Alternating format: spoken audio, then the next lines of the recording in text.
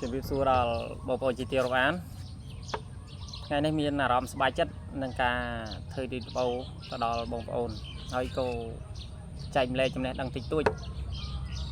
ព្រោះហេតុអីខ្ញុំរាល់ថ្ងៃនេះគឺនិយាយថាបងប្អូននៅតាមជនបទបាទជាពលរដ្ឋយើងខ្ញុំចង់ឲ្យមានមុខរបរមានការងារនៅក្នុងដៃយើងមើលមិនបានថាច្រើនមុខទេមិនក៏បាន3មុខដែរហ្នឹងហើយបើយើងមិនបន្តបន្សំគ្នាទេយើងពឹងតែមួយមុខប្រាក់ចំណូលយើងមួយមុខនឹងវាតិចតួចបាទយើងពិបាកនឹងទប់ប្រាក់ចំណូលចាយវាប្រចាំថ្ងៃណាព្រោះយើងមានកូនចៅទៅមានហូបចុកប្រចាំថ្ងៃយើងទូទាត់ទៅវាសឹងតែគ្មានសល់សោះហើយខ្ញុំសម្លឹងឃើញជីវភាពបងប្អូនជាប្រវត្តិយើងរាល់ថ្ងៃគឺមួយឆ្នាំទៅមួយឆ្នាំមួយថ្ងៃទៅមួយថ្ងៃគឺការប្រែប្រួលជីវភាពហ្នឹងគឺអ្នកដែលអាចឈានទៅមុខហ្នឹងគឺតិចបាទដែលអ្នកដែលនៅត្រឹងអ្នកដែលនៅទប់ទួលគឺស្បោបាទខ្ញុំសង្កេតឃើញអញ្ចឹងណាចឹងបានខ្ញុំចេះតែចែកម្លែកព្រោះខ្ញុំរាល់ថ្ងៃនេះគឺបើបទពិសោធន៍ការងារខ្ញុំមានច្រើនចឹងបានខ្ញុំចេះតែចែកម្លែកត្រង់ឲ្យបងប្អូននឹងមានជំនាញឲ្យច្រើននោះឲ្យធ្វើឲ្យយើងមានចំណូលច្រើនប្រភពទៅយើងអាចទប់ទួលមកចាយវាប្រចាំថ្ងៃការឈឺឆ្កាត់យើងនៅមានប្រាក់កម្រៃអាចសល់អាចរស់ក្នុងសង្គមជាមួយគេអាចបានវាមិនមែនថាឲ្យយើងទៅមានបានដល់ខ្ពស់ណាខ្ពស់ណីទេគាត់ថាអាចមកសមរម្យរស់នៅក្នុងស្រុកបានចឹងបានខ្ញុំចេះធ្វើវីដេអូនេះដើម្បីលើកទឹកចិត្តឲ្យបងប្អូនប្រឹងប្រែងស្វែងយល់ការងារ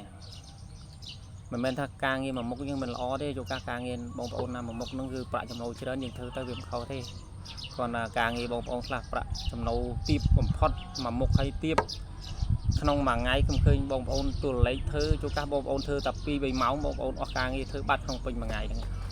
បាទដល់អញ្ចឹងការទំនេរបងប្អូនមកប្រហែលម៉ោងទៅមុខទៀតគឺបងប្អូនអត់មានអីសោះទៅទេ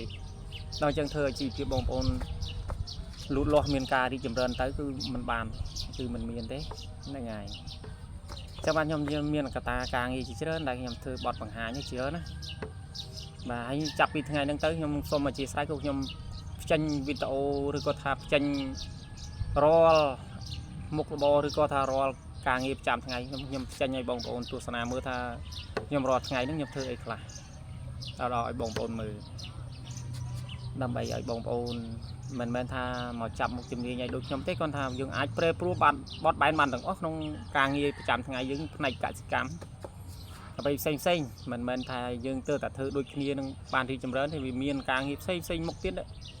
ដែលខ្ញុំតម្រូវការធ្វើផ្សេងមុខទៀតដែលបងប្អូនមិនទាន់ដឹងនៅច្រើនមុខហ្នឹងហើយអញ្ចឹងបានខ្ញុំធ្វើបទបង្ហាញហ្នឹងហើយបងប្អូនតាមដានវីដេអូខ្ញុំគឺមានចំណុចល្អជាច្រើនហ្នឹងហើយពាក់ព័ន្ធនឹងការងាររកស៊ីហ្នឹងហើយអញ្ចឹងសូមអរគុណសូមជម្រាបលាដល់បងប្អូន